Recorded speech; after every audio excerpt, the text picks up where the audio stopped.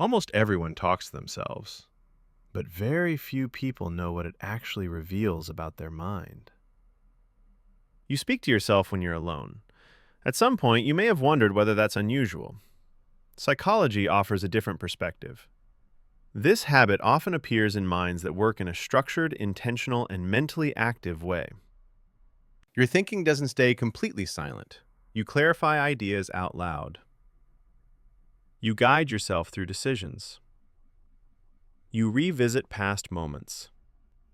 At times, you reassure yourself. At times, you challenge your own reasoning. Sometimes, your interactivity feels too intense to remain unspoken. You may have asked yourself, is this actually normal? From a psychological standpoint, it is not only common, it carries meaning. Many people experience thoughts as loose impressions or quick emotional responses. Your mental process often functions differently. It looks for precision. It wants ideas to connect logically and unfold in sequence. When internal reflection isn't enough to sort through that complexity, spoken language becomes a tool for organization. You're not speaking because your thinking is unclear. You're speaking to bring order to it. You might notice that ideas feel more defined once you hear them. A situation can begin to make sense while you're explaining it, even with no one else present. In that moment, your brain shifts from abstract flow to structured processing. Words help transform scattered impressions into something you can evaluate. You're not losing control of your thoughts. You're shaping them into something manageable.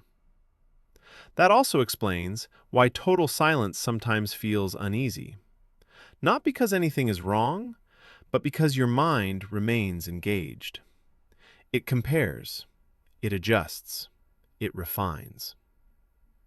Putting thoughts into words helps keep that internal activity organized. Pause for a moment.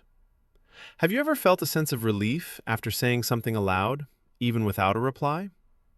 That feeling is not accidental. It signals that a mental processing cycle has reached completion. Number 1, you have a highly developed inner dialogue. Your thoughts don't simply appear and fade. Your internal dialogue examines, questions, and refines ideas. When you talk to yourself, you bring reasoning into the open. Hearing a thought clearly can be easier than trying to manage it in a vague internal form. Putting ideas into words creates a bit of distance, and that distance makes reflection easier. Instead of being absorbed by a thought, you can listen to it, assess it, and modify it. You often check your own reasoning. Does this hold up? What might you be overlooking? Is this interpretation accurate? This pattern reflects strong metacognitive processing, the ability to observe and evaluate your own thinking while it happens.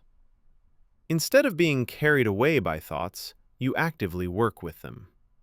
You may also describe steps while completing tasks, or explain actions as they happen.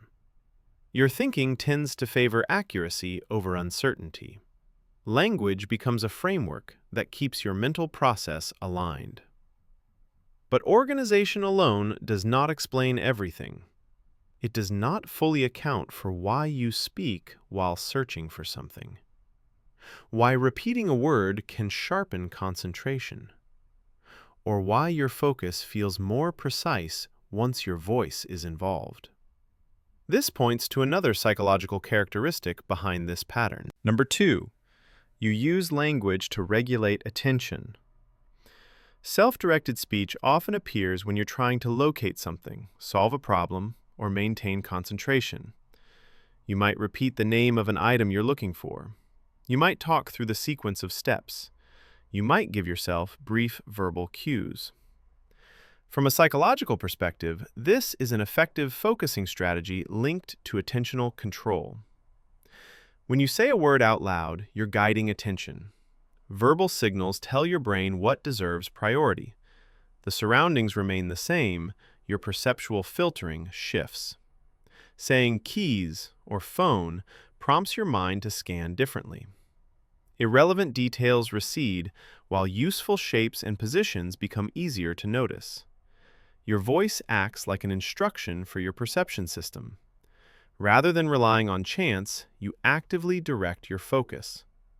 This is why speaking to yourself can support concentration under pressure.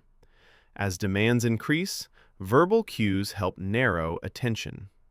Your voice becomes a stabilizing reference point that keeps your thinking organized. Putting steps into words can also ease mental load. Instead of holding multiple elements internally at once, you arrange them in order. Silence can feel like too many open windows. Speaking helps sort and reduce that clutter. When you say a thought out loud, your brain handles it differently. Words don't just pass by, they become fixed points. Speaking allows you to highlight what matters, strengthen memory traces, and organize your experience. This is not just thinking. It is active mental structuring. But memory is only one element of the pattern. A deeper question begins to form. What kind of mind relies on language to function at its best? Self-talk is not a random behavior.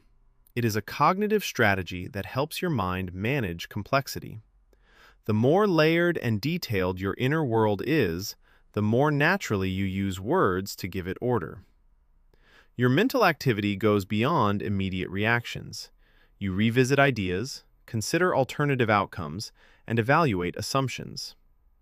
When all of that remains internal, cognitive load increases. Speaking becomes a way to release pressure and restore mental organization. There is a belief that intelligence is always quiet.